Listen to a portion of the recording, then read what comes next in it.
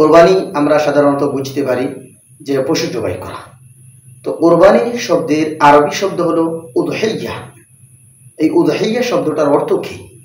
উদহিয়া শব্দের অর্থ হলো বিসর্জন দেওয়া, উৎসর্গ করা, নিজের মূল্যবান কোনো জিনিস অন্যের জন্য উৎসর্গ করা, অন্যের সামনে বিসর্জন দেওয়া। এটাই হলো কোরবানির গুরু তথ্য।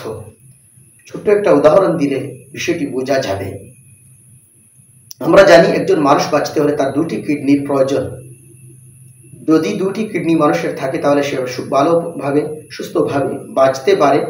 আর যদি একটি কিডনি নষ্ট হয়ে যায় তাহলে একটির মাধ্যমে অনেক মানুষ বাঁচতে পারে, চলাফেরা করতে পারে। তো ধরুন যদি কোনো মানুষের কোনো মা জানতে পারেন যে তার ছেলের দুটি কিডনি নষ্ট হয়ে গেছে, আর মা জানেন যে নিজের উভয় কিডনি ভালো আছে, তাহলে একজন মা তার প্রাণ একটা ছেলে, তার জান একটা ছেলে, এজন্য মা কি বলবেন? ডাক্তার সাহেবকে বলবেন যে আমার একটি কিডনি নিয়ে আমার ছেলের জন্য দিয়ে দাও।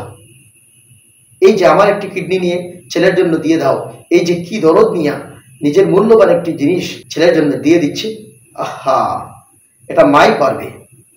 তো এটার নাম হলো উৎসর্গ, এটার নাম হলো বিসর্জন দেওয়া, অর্থাৎ নিজের মূল্যবান জিনিসকে অন্যের জন্য বিসর্জন দেওয়া।